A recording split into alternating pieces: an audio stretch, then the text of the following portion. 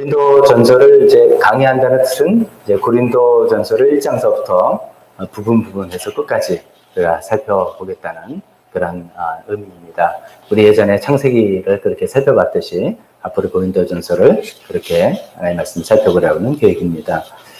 여러분, 고린도 전서의 굉장히 유명한 구절 잘 알고 있습니다. 마침 오늘 또 윤미정 목사님 대표기도 하면서 우리가 먹든지 마시든지 무엇을 살든 죽든지 하나님 영광을 한다. 그런 말씀도 있는 것이고, 아마도 그것보다는 더 유명하게 잘 아시는 말씀이 아무래도 사랑장 13장이죠. 사랑은 오래 참고 사랑은 온유하고 뭐 이런 내용이 들어있는 사랑장일 것입니다.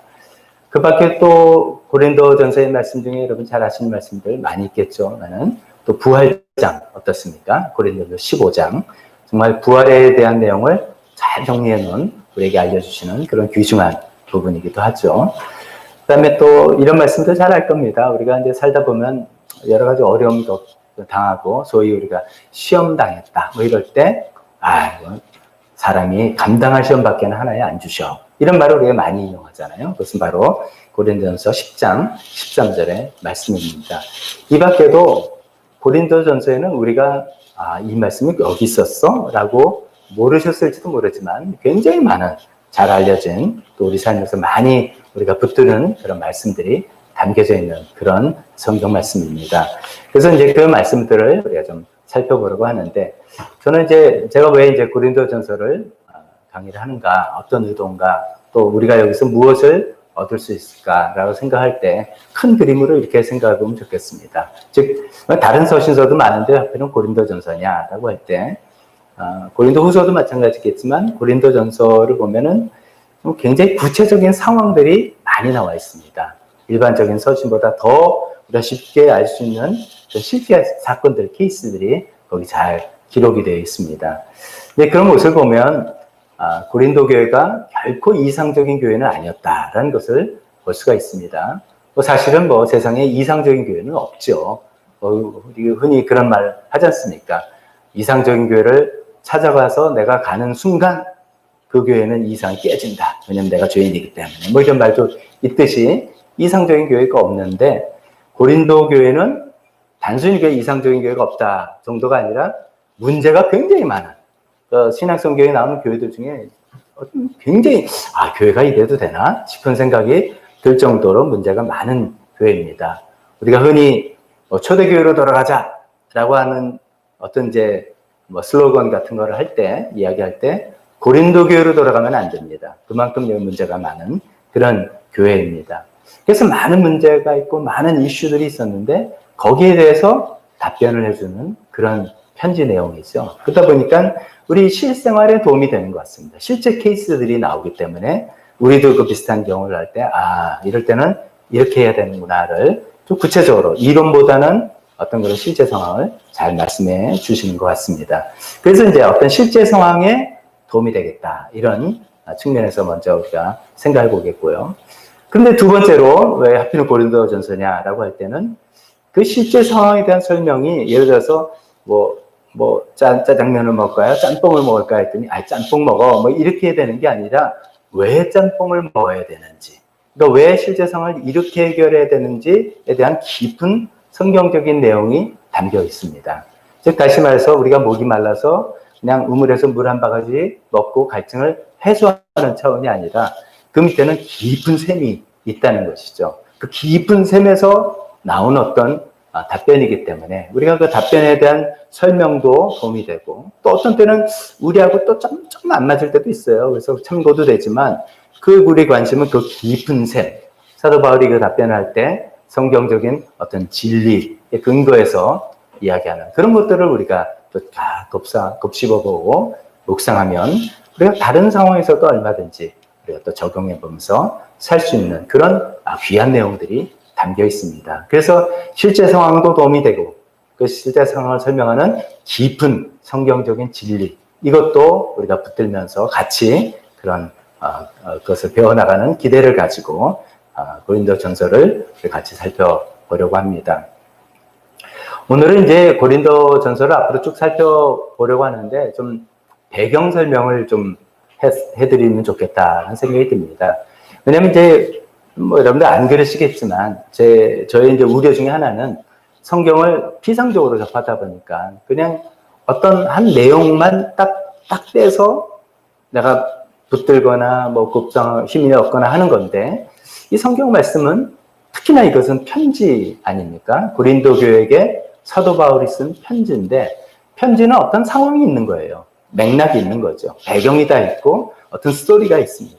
그거를 이해할 때 훨씬 더 이해가 빠른 것이고 우리가 정확히 이해할 수 있는 것이죠. 그런 맥락에서 오늘은 좀 그 배경들을 좀 우리가 본격적으로 내용을 들어가기 전에 배경을 쭉 설명드리는 그런 시간을 가지려고 합니다. 그러면서 이제 오늘 제목 잡은 것처럼 거기는 좌절한 사람의 스토리가 있고 큰 불행을 당한 사람의 스토리가 있습니다. 그 두 사람들이 만나서 어떤 고린도 교회가 시작된다는 놀라운 그런 하나님의 역사가 있고, 또 그런 역사를 오늘 이 시대를 살아가는 우리도 기대해보자라는 그런 심정으로 살펴보도록 하겠습니다.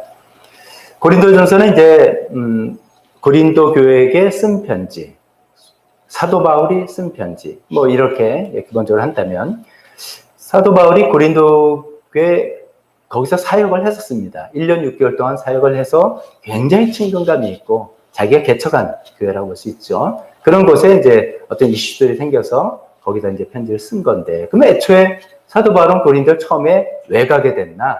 어떻게 해서 그곳을 가게 됐나? 이것을 살펴보려고 합니다. 우리가 성경을 조금 더 관심 갖고 읽어보면, 이제 사도행전, 교회 역사가 이제 발전되는 역사를 보면, 그 이제 후반부에 중요한 인물이 사도 바울이 등장하면서, 사도 바울이 이렇게 전도 여행 혹은 선교 여행을 가는 모습들이 쭉 나옵니다. 그래서 1차, 2차, 3차 이렇게 가고, 그 다음에는 로마까지 가는 이제 죄수로서 가는 여정이죠. 이렇게 쭉 기록이 되어 있습니다. 그 중에서 이제 2차 선교 여행 때 일입니다.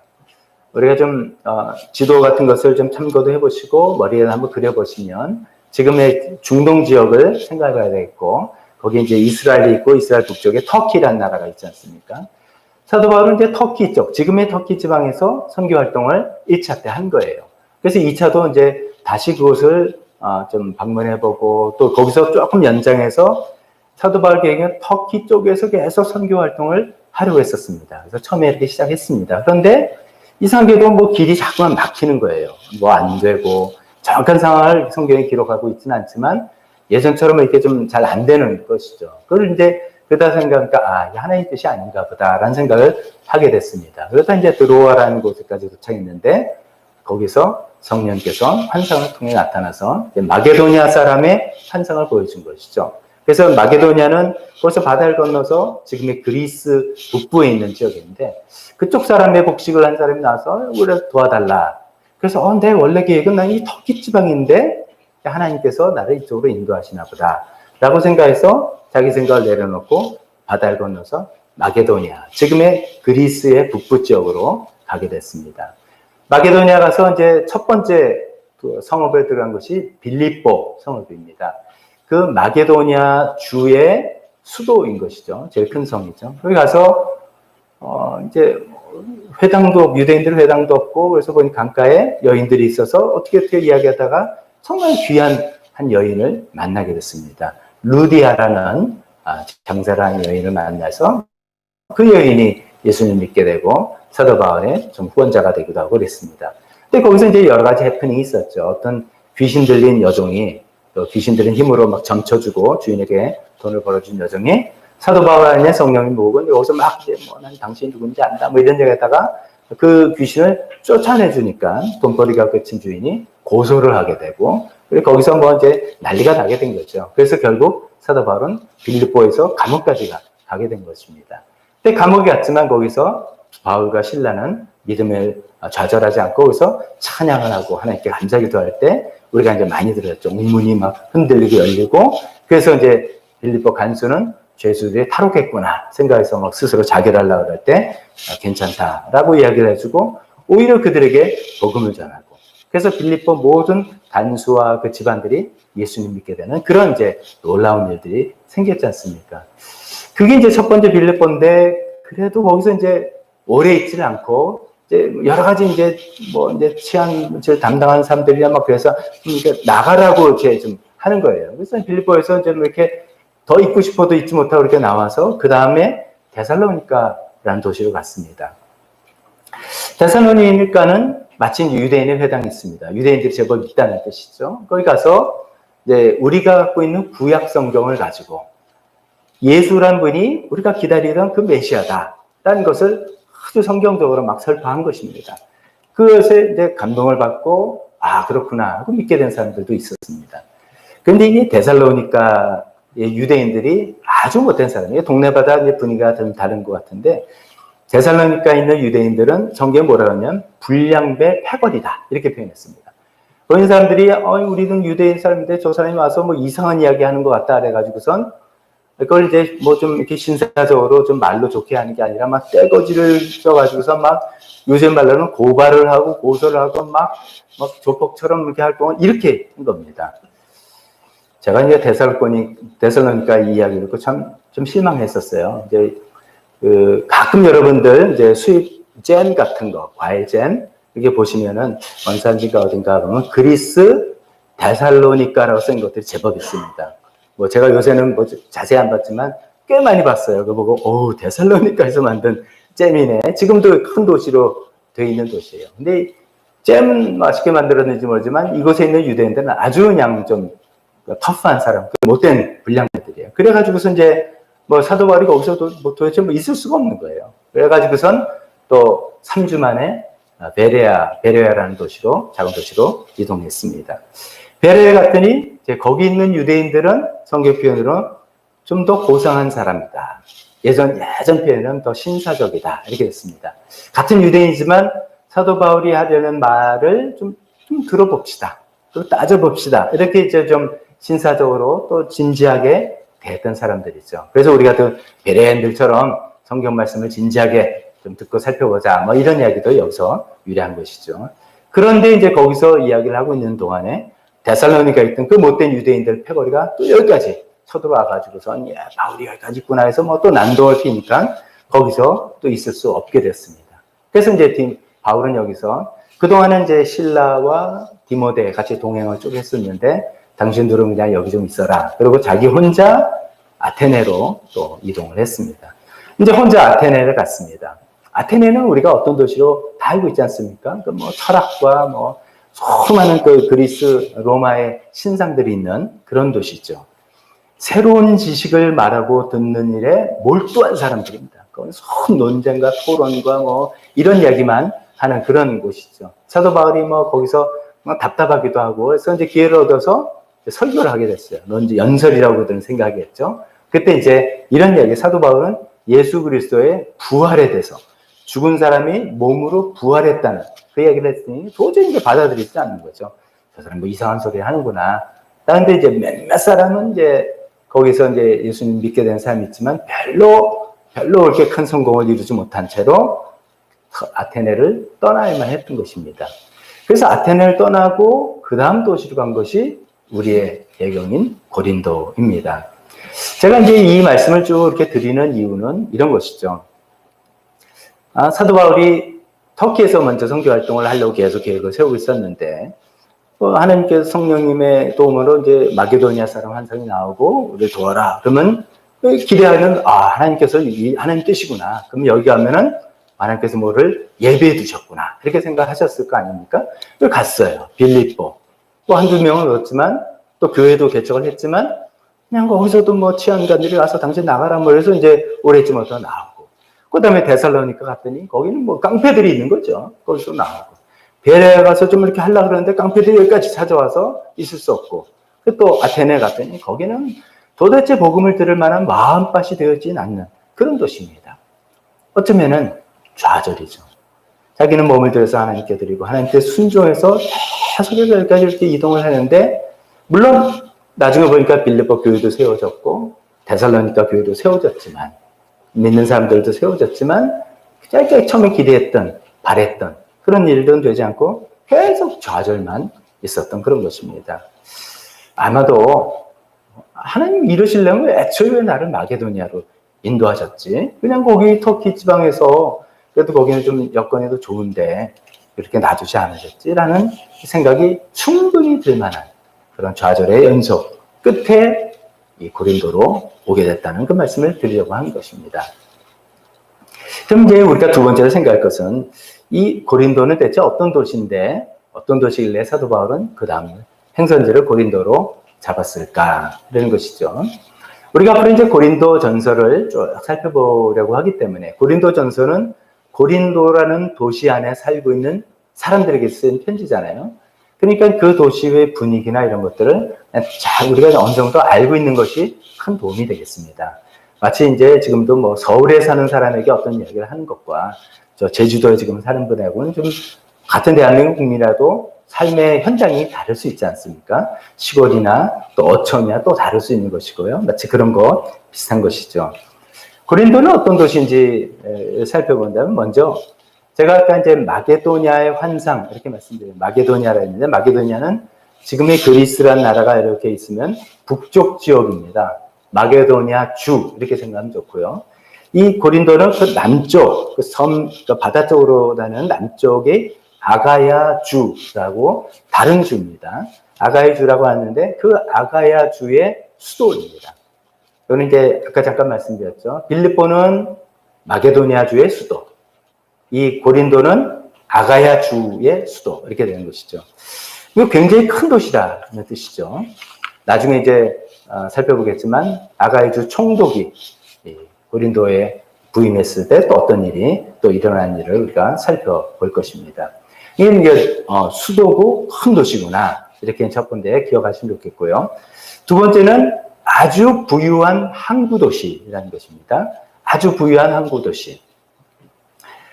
이 이제 그리스라는 땅이 그리스가 이렇게 내려오고 거기에 마치 호리병처럼 조그맣게 지역이 조그만 게 연결되고 그 다음에 또 땅이 연결됩니다. 이거를 뭐 펠로폰네소스 반도라고 합니다. 그래서 옛날에 뭐 역사 이제 그리스 역사의 펠로폰네소스 전쟁 뭐 이런 것도 혹시 들어보신 기억이 있을지도 모릅니다.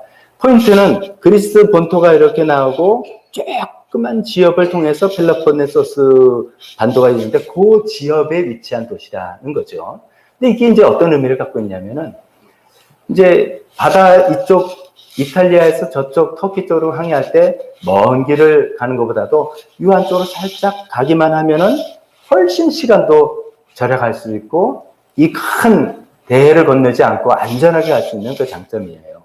근데 거기에는 지금은 이제 만약에 여러분들 그 유럽에 여행을 가보시거나 성지 답사 거기까지 가시는 분들이 있는데 아예 운하를 뚫어놨습니다. 그거는 이제 후대에 뚫어놓은 곳이고 이 사도 바울 시대 그 당대에는 이 사람들 제가 이거 보면서 참 대단하다 이렇게 생각했습니다. 디올코스라는 철도가 있습니다. 이제 철도인데 어떤 철도냐면 기차가 위에 간 철도가 아니라 배가 이쪽 항구에 도착하면 철도 위에 아예 배를 실어요. 철도 위에.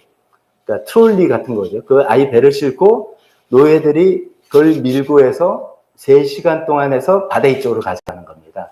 그러면 이제 이게 이렇게 돌아가려면 사흘길인데 3시간 만에 물론 많은 노예들이 동원되지만은 갈 수 있는 그런 시설을 만들었습니다. 그 옛날에. 그러니까 이제 거대 배들이 막 몰려오는 것이죠. 그래서 거기는 뭐 부유한 아주 돈 많은 항구 도시가 된 것입니다.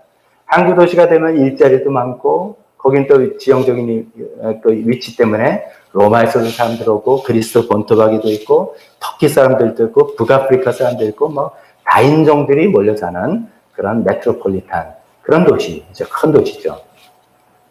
이렇게 교통의 요지인 부유한 항구 도시다라는 것을 두 번째로 기억하시면 좋겠고요. 이런 것들이 이제 고린도 전서를 읽어보면 배경들이 이래서 이렇게 다 이제 나오게 됩니다. 세 번째는 그리스와 로마의 철학이 아주 잘 발달되어 있는 그런 것들을 많이 사용하는 그런 도시죠. 아무래도 한 주의 수도니까 그렇겠죠. 그리스 로마의 철학이라고 한다면 우리는 신화라고 그러지만 그들은 종교가 되어 있는 그런 것도 있겠고요. 그건 이제 네 번째 포인트로 말씀드리고 이제 여기서 우리가 생각할 건 수사학이 발전됐다는 겁니다. 수사학이라는 것은 쉽게 이야기하면 정확하지는 않지만 웅변술입니다. 웅변술. 어떤 말을 할 때 남들을 설득하는 기술이죠. 컨텐츠도 중요하지만 컨텐츠보다 이 컨텐츠를 어떻게 하면 설득할까? 제가 초등학교 때 이제 요즘 말하면 동아리 같은 거죠. 그래서 어떻게 하다가 웅변부에 들었었어요. 초등학교 때.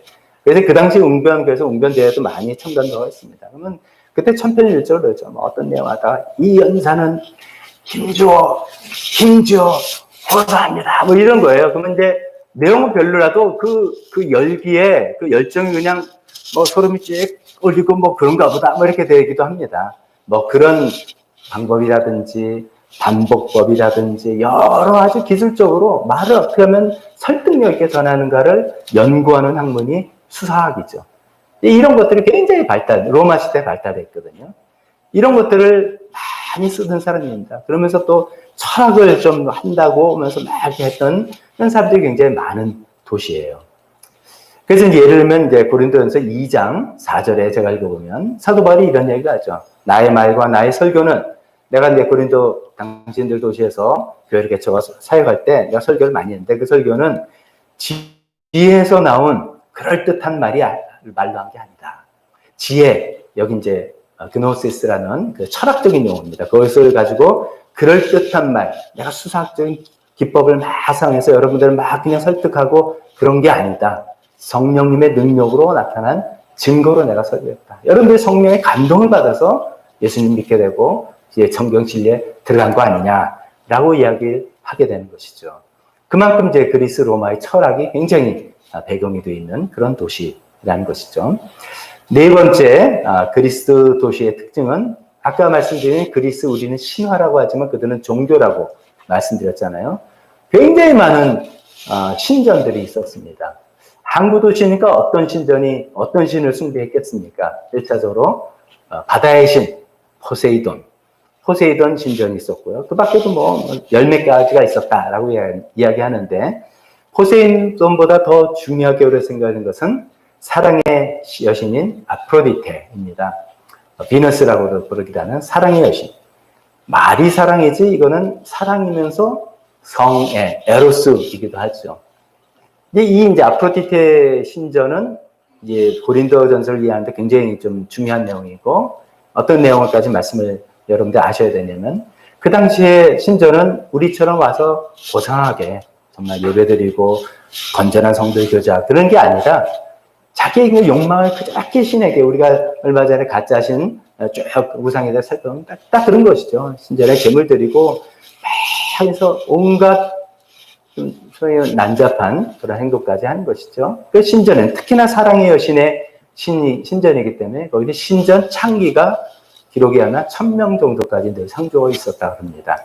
그러면 제물 드리고 한 다음에 창기랑 같이 어떤 관계를 맺게 되는 것이죠. 또 그럼 그 1000명이나 된 신전 창기는 제사일 때는 있지만 그 사람들이 또 이제 밤에는 도시로 내려와서 또 이렇게 문란한 행동을 하는 그런 분위기가 고린도시 전체 그냥 당연한 걸로 되어 있는 그런 것입니다. 뭐 일반적으로 말해서 항구 도시가 좀 그런 것들이 좀 성매매가 많다. 일반적으로 이렇게 이야기하지 않습니까? 뱃사람들 왔다 가고 떼내기처럼. 그러니까 그런 것도 있는데 이런 아프로디테 신전까지 겹쳐가지고 이 고린도 도시는 성적으로 굉장히 타락한 그런 도시입니다. 1세기 로마 제국 시대지 않습니까? 그 당시에 고린도 아가씨 하면은 성매매하는 여인. 이의 뜻입니다. 아예 그냥, 저 사람 고린도 아가씨야? 그러면 저 사람 성매매하는 사람이야? 이렇게 그냥 쓰는 용어가 되어버렸어요. 저 사람 참 행동한 게 고린도 사람 같아.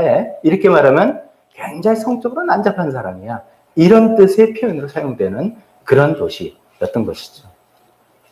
고린도서 6장 19절에 보면 우리가 잘 아는, 우리가 하나님의 성령이 우리 안에 계신 성전이다. 이런 말씀을 알려주는 말씀이에요. 여러분의 몸은 여러분 안에 계신 성령의 성전입니다. 이런 얘기를 합니다. 그래서 이제 우리가 정말 내 몸이 성전이야. 거룩하게 잘 다스려야 돼. 이렇게 이야기하는데 그 배경은 뭐냐면 그 당시에 너무 손쉽게 창기와 합하는 창기가 관계 맺는 사람들이 교인들 중에도 너무 많은 거예요. 그래서 그건 안 됩니다. 그래서 창기와 합하는 사람은 그 사람과 한 몸이 되는데 당신은 성령님이 계신 사람인데 그 말이 안 되지 않습니까? 라는 그런 이야기를 하는 과정에서 나온 말씀인 것이죠. 그만큼 이제 성적으로 타락한 도시다. 그리고 마지막 이제 한 가지 고린도 도시를 이해하기 위해서 또 알아야 될 것은 고린도 도시에는 그 큰 체육대회, 운동 경기가 있었습니다. 여러분 그리스에서 유래한 운동 경기 다 아시지 않습니까? 올림픽 경기지 않습니까? 올림픽 경기인데 어떤 때는 올림픽 제전 이렇게 부르기도 하죠. 그러니까 경기라고 하면 그냥 운동 경기인데 제전하면은 사실은 이건 제사에 어떤 연결되는 겁니다. 그게 또 맞는 표현입니다. 이제 그 고대 이제 그리스 도시들 중에 4대 그런 체육 행사, 제전이 있었습니다. 나머지는 아실 필요 없고, 그 중에 하나가 이제 아테네 도시에서 아까 사도 바울이 거쳤던 도시라는 아테네 도시에 했던 올림픽입니다. 그게 이제 계속해서 오늘날까지 이어지는 것이죠. 아테네는 4년마다 한 번씩 있는 겁니다. 그게 이제 순수 운동 경기가 아닙니다. 지금도 그 뿌리를 흔적을 찾아보셨죠. 지금도 올림픽 한다면 꼭 어떻게 합니까? 자, 아테네에서 뭐 여신처럼 여자들이 이제 시녀처럼 옷을 입고 빛을 체화하잖아요. 이게 종교적인 행사예요, 사실은. 우리는 그렇게 의미를 주지 않지만 그 당시에 다 그런 종교적 행사를 가지고서 하는 것입니다. 그러니까 이런 모든 체육 행사는 먼저 종교적으로 제사를 드리는데 그 부속 행사로서 이어졌던 일들이죠. 근데 아테네 올림픽은 4년마다 한 번씩 그 당시에도 있었고, 이 고린도, 이 큰 도시가 가만히 있을 리가 없죠. 고린도에는 이스트리미아라는 제전이 2년마다 한 번씩 있었습니다. 이 사람들은 이제 포세이돈을 섬기면서 그 다음에 운동경기를 했던 것이죠. 운동경기를 하면 구경거리가 되는 거죠. 많은 사람들이 와서 선수들도 모이고 구경꾼들 모이고, 그러면 장사꾼도 뭐 이제 뭐 음식 파는 데 생기고 뭐 그런 축제가 생기고 그런, 그러니까 이제 그림이 고린도라는 도시가 어떤 그림인지 좀 그려질 겁니다. 그 아가야주의 수도, 대도시고, 교통여주라서 항구에 늘 선박이 오고 가면서 수많은 사람들이 오고 가고 있고, 그 다음에 또 철학이 발달된 사람들이 꽤 먼저 한다는 사람들이 막 있어서 뭐 철학적 이런 뭐 수사학을 이야기하는 사람들이 많고, 그 다음 종교의 신전들이 있는데, 게다가 아프로디테 신전 때문에 굉장히 성적으로 또 문란하고, 그게 뭐 당연하게 생각하는 분위기고, 또 체육 행사가 있고 이래가지고 수많은 사람들이 모이는 그런 커다란 그런 도시죠. 이 이스트리미아 제전에 관해서도 고린도전서 9장 24절에 보면 사도 바울이 이런 얘기하죠. 경기장에서 달리기 하는 사람들이 모두 달리지만 상을 받는 사람은 하나뿐이라는 것을 여러분은 알지 못합니까? 뭐 고린도 사람들은 너무 잘 알아요. 2년마다 한 번씩 그 구경하는 겁니다. 우리 올림픽 구경하고 아시안 경기 구경하듯이. 그러니까 너무나 잘 아는, 공감이 되는 그런 예를 들어서 한 것이죠. 자, 이런 이제 큰 도시, 이런 복잡하고 여러 가지가 있는 그런 도시에 사도 바울은 수많은 좌절, 빌립보를 갔다가 데살로니가를 갔다가 베레를 갔다가 아테네를 갔다가 뭐 교회를 세웠지만 큰 소득 없이 어쩌면 계속 좌절을 맛봐본 채로 고린도로 왔던 그런 것입니다.